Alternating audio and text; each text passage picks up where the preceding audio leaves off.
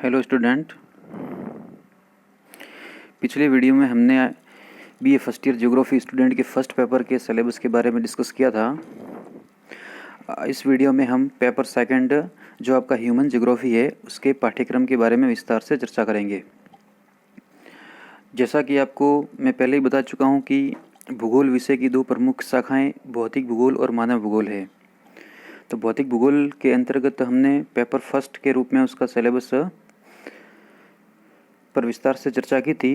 अब हम paper second में भूगोल की एक और महत्वपूर्ण शाखा जिसे हम मानव भूगोल कहते हैं उसके पाठ्यक्रम के बारे में विस्तार से चर्चा करेंगे।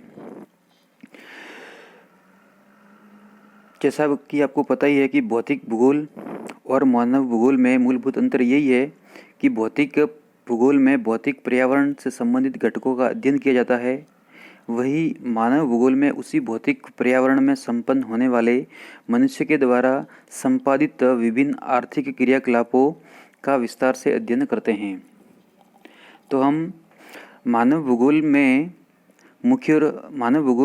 के अध्ययन का जो मुख्य केंद्र है वो है मनुष्य, और इस मनुष्य की उत्पत्ति से लेकर इसके द्वारा अपनी जीविका और जो पार्जन के लिए की जाने वाली विभिन्न प्रकार की आर्थिक गतिविधियाँ, बस्तियाँ, प्रवास, उसके जनसंख्या संबंधी आंकड़े, उसकी उत्पत्ति आदि का हम विस्तार से इसमें अध्ययन करेंगे। तो आपके दिमाग में क्लियर होना चाहिए कि मानव भूगोल में हम मनुष्य के इर्द गिर्द ही अध्ययन करेंगे। तो अब देखिए, वापस आपके इस पेपर को भी पुनः 5 इकाइयों में उपविभाजित किया गया है और प्रत्येक इकाई में 5 सब टॉपिक मिलेंगे। ये देखिए, पेपर सेकंड ह्यूमन ज्योग्राफी मानव भूगोल, इसको 5 यूनिट में बांटा गया है और प्रत्येक यूनिट में अलग अलग टॉपिक दिए हुए हैं। दिमाग में ये ध्यान रखना है कि हमें मानव भूगोल में मनुष्य और मनुष्य के द्वारा संपादित की जाने वाली विभिन्न प्रकार की आर्थिक गतिविधियों का अध्ययन करना है। तो मनुष्य के द्वारा जितने भी आर्थिक क्रियाकलाप होते हैं, मनुष्य के द्वारा बस्ती का निर्माण होता है तो बस्ती भी इसमें पढ़ेंगे। मनुष्य चूँकि अपने आर्थिक क्रियाकलापों को संपादित करने के लिए एक स्थान से दूसरे स्थान पर गमन करता है, जिसको हम बोलते हैं प्रवास, तो प्रवास भी हम इसमें पढ़ेंगे। और विभिन्न प्रकार की मनुष्य की जो प्रारंभ से उत्पत्ति हुई और उत्पत्ति से लेकर वर्तमान तक का उसका इतिहास कैसा रहा है उसका भी हम इसमें अध्ययन करेंगे। देखिए, यूनिट फर्स्ट, इसमें पहला ही टॉपिक है आपका definition and scope of human geography, अर्थात ह्यूमन ज्योग्राफी मानव भूगोल की परिभाषा और उसका क्षेत्र। जैसे हमने फर्स्ट पेपर में definition and scope of physical geography पढ़ा था, ठीक इसी प्रकार इसमें ह्यूमन ज्योग्राफी की परिभाषा, अर्थ और इसका क्षेत्र पढ़ना है। फिर दूसरा टॉपिक है it's relation with other social sciences, अन्य जो सामाजिक विज्ञान के विषय है उनसे मानव भूगोल का क्या नाता है, क्या संबंध है, क्या वो एक दूसरे के विरोधी है या एक दूसरे के पूरक है। तीसरा टॉपिक है schools of human geography, human geography के कुछ स्कूल्स है, कुछ ऐसी विचार है, ऐसे कुछ वाद है, उनके बारे में पढ़ना है। और उसमें प्रमुख रूप से 3 वाद है, एक तो है डिटर्मिनिज्म, पॉसिबिलिज्म और नियो डिटर्मिनिज्म। डिटर्मिनिज्म का मतलब होता है निश्चयवाद, पॉसिबिलिज्म का होता है संभववाद और नियो डिटर्मिनिज्म का मतलब होता है नव निश्चयवाद। आपने यदि भूगोल विषय 11वीं-12वीं में पढ़ा होगा तो ये शब्द जरूर पढ़े होंगे कि मानव और पर्यावरण के संबंधों को निर्धारण करने वाले ये 3 प्रमुख वाद है, निश्चयवाद, संभववाद और नव निश्चयवाद। तो इसका अध्ययन हमें पढ़ना है। फिर concept of man and environment relationship, मानव और पर्यावरण के संबंधों की संकल्पना हम पढ़ेंगे। फिर fundamental principles of human geography, मानव भूगोल के कुछ मूलभूत संकल्पनाएं हैं और उन 3 संकल्पनाओं को यहाँ पढ़ना है। एक तो है प्रिंसिपल ऑफ एक्टिविटी, क्रियाशीलता का सिद्धांत, प्रिंसिपल ऑफ एरियल डिफ्रेंसिएशन, क्षेत्रीय विभेदन का सिद्धांत, और प्रिंसिपल ऑफ टेरेस्ट्रियल यूनिटी यानी कि पार्थिव एकता का सिद्धांत। तो ये तीनों प्रमुख सिद्धांत जो मानव भूगोल के माने जाते हैं उनको हमें पढ़ना है। अब पेपर सेकंड का फर्स्ट यूनिट के बाद आता है यूनिट सेकंड। अब यूनिट सेकंड में देखो, इसमें क्योंकि फर्स्ट यूनिट में मानव भूगोल का अर्थ और मानव और पर्यावरण के संबंधों को निर्धारण करने वाली विचारधाराओं का पढ़ना था, लेकिन यूनिट सेकंड में आपको मानव की उत्पत्ति, चूंकि मैं बता चुका हूँ कि मानव भूगोल का जो मूल केंद्र है वो मनुष्य है, तो हमें मनुष्य को केंद्र बिंदु मानते हुए इसका अध्ययन करना है। तो पूरी यूनिट इसी पर आधारित है कि इसमें वास्तव में मनुष्य है क्या और उसकी प्रारंभ से उत्पत्ति से लेकर वर्तमान तक का विकास कैसा रहा है, उस पूरे डेवलपमेंट को इसमें पढ़ना है। तो देखो पहला ही टॉपिक है stages of evolution of man, यानी कि मनुष्य का जो उद्विकास हुआ है उसकी कौन कौन सी अवस्थाएं रही हुई है। उसके बाद रेसेज ऑफ मैनकाइंड, यानी कि मनुष्य की रेसेज प्रजातियां कौन कौन सी है। Criteria of classification according to G Taylor, ये ग्रिफिथ टेलर है, बहुत बड़े मानव शास्त्री हैं, मानव भूगोल में इनका बहुत बड़ा योगदान है। तो ग्रिफिथ टेलर के अनुसार जब हम मनुष्य की प्रजातियों का वर्गीकरण करते हैं तो उसके कौन कौन से क्राइटेरिया है, यानी कौन कौन से आधार है। फिर ग्रिफिथ टेलर के अनुसार classification and distributions of races according to Griffith Taylor, यानी ग्रिफिथ टेलर के अनुसार मानव प्रजातियां कौन कौन सी है और उनका वितरण कौन कौन से विश्व के प्रदेशों में पाया जाता है। अगला है factors of evolutions of human races, यानी कि जो ह्यूमन रेसेज है, मानव प्रजातियां हैं, उनके उद्विकास को निर्धारित करने वाले फैक्टर कौन कौन से हैं, कारक कौन कौन से हैं, ऐसे कौन कौन से बाह्य कारक होंगे जिसके द्वारा मानव की उत्पत्ति को निर्धारित किया जा सकता है। फिर migration zone theory by Griffith Taylor, ये बहुत ही इंपॉर्टेंट है कि ग्रिफिथ टेलर के माइग्रेशन थ्योरी मतलब प्रवास कटिबंध सिद्धांत बोलते हैं इसको। ग्रिफिथ टेलर के अनुसार प्रवास कटिबंध सिद्धांत क्या है। तो प्रवास कटिबंध सिद्धांत के द्वारा ग्रिफिथ टेलर ने ये समझाने की कोशिश की है कि वर्तमान का जो मनुष्य है इसकी उत्पत्ति और उसका विकास किस किस चरणों में हुआ है। तो ये प्रवास कटिबंध सिद्धांत ग्रिफिथ टेलर का हमें पढ़ना है, काफ़ी इंपॉर्टेंट है ये। अब यूनिट थर्ड की बात करते हैं। तो यूनिट थर्ड में देखिए मानव के बारे में ही पढ़ना है और उसके मानव की प्रमुख जो आदिम कल्चर को निर्धारित करने वाली कुछ जनजातियां हैं जिनको हम ट्राइब्स बोलते हैं, उन ट्राइब्स के बारे में पढ़ना है। तो distributions of tribes in the world, विश्व में जो जनजातियां हैं उनका वितरण पढ़ना है और उसमें सारी जनजातियों का वितरण का स्पेशल कंटेंट नहीं पढ़ना है, कुछ प्रमुख ऐसी जनजातियां हैं जिनको विशेष रूप से पढ़ना है, जिसमें दिया हुआ है एक तो हैबिटेट, उनका आवास, ऑक्यूपेशन उनका व्यवसाय, सोशल ऑर्गेनाइजेशन उनका सामाजिक संगठन। तो आवास, व्यवसाय और सामाजिक संगठन, कुल 4 जनजातियों का विश्व स्तर पर पढ़ना है, जिसमें एक तो पिग्मीज, ये अफ्रीका में है, बद्दू है, एस्किमोज है और खिरगिज है। ये 4 जनजातियों के आवास, उनका व्यवसाय, उनके सामाजिक संरचना और संगठन को विस्तार से पढ़ना है। इसी प्रकार इंडिया में distributions of tribes in India में कौन कौन सी जनजातियाँ कौन कौन से प्रदेशों में पाई जाती है, और उसमें मुख्य रूप से भील, नागा, टोडा और संथाल के व्यवसाय, उनके आवास, उनकी आर्थिक गतिविधियां और उनके सामाजिक संगठन को हमें विस्तार से पढ़ना होगा।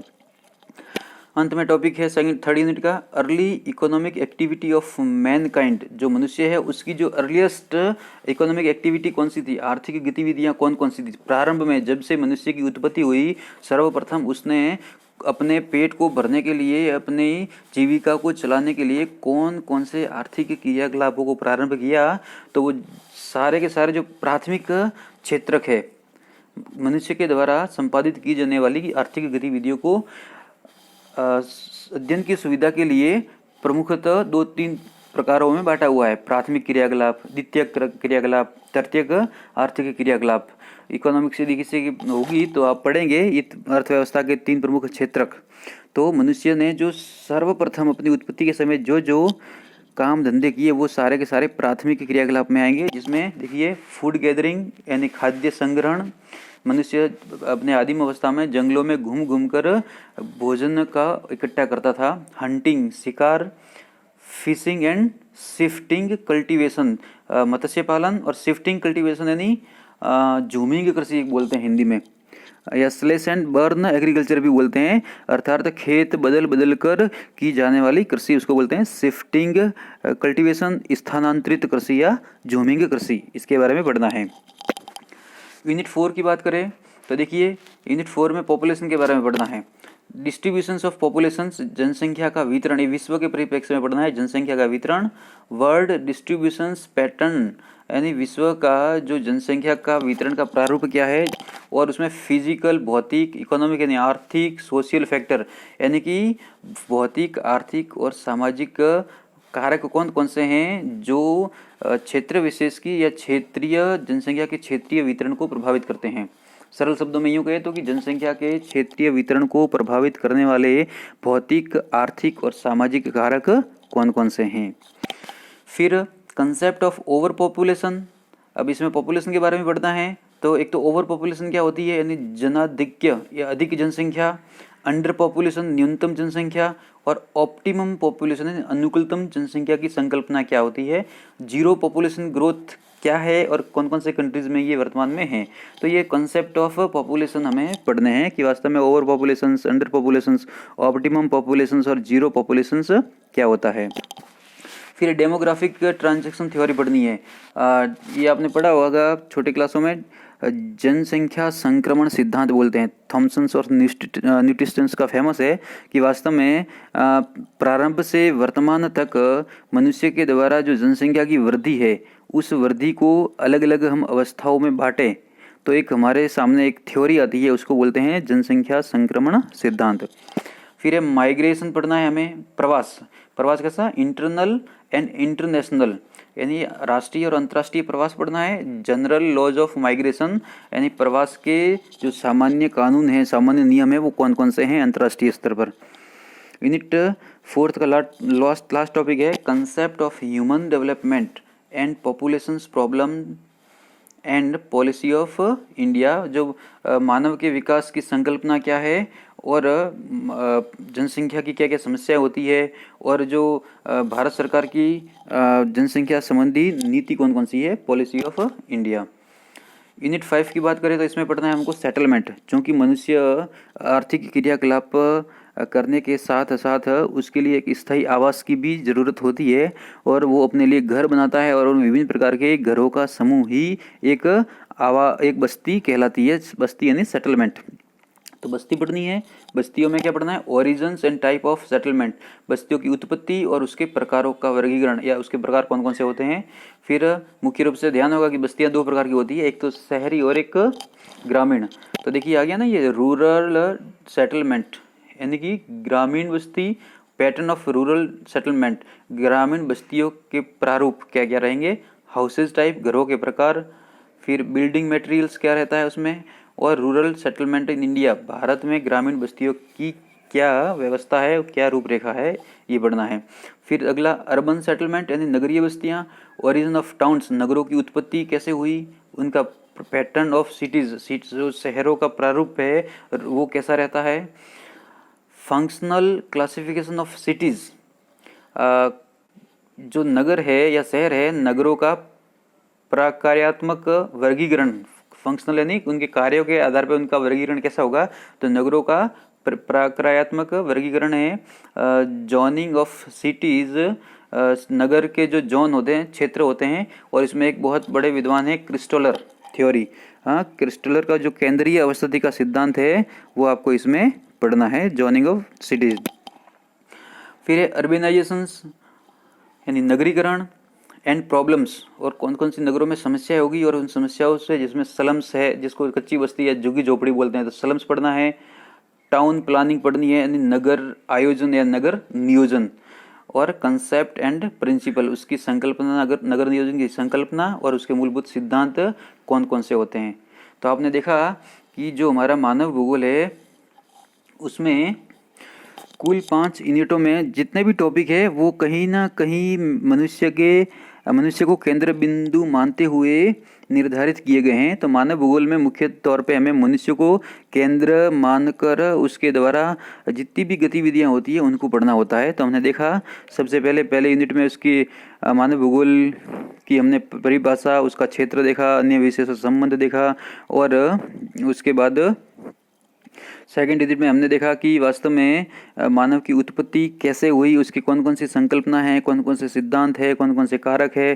थर्ड यूनिट में वापस देखा हमने कि मनुष्य के जो प्रारंभिक क्रियाकलाप कौन कौन से थे, वातावरण से उसका कैसा संबंध था, जनसंख्या के बारे में पढ़ा, विश्व की जनजातियों के बारे में देखा, फिर मनुष्य जहाँ रहता है यानी बस्तियों के बारे में पढ़ना है, नगर और शहर के बारे में पढ़ना है, कुल मिला। और फिर एक मनुष्य चूंकि अपने काम धंधों के लिए एक स्थान से दूसरे स्थान पर जाता है तो प्रवास राष्ट्रीय और अंतर्राष्ट्रीय स्तर का पढ़ना है, उसके प्रकार कौन कौन से होते हैं, कौन कौन से उसके फैक्टर होते हैं।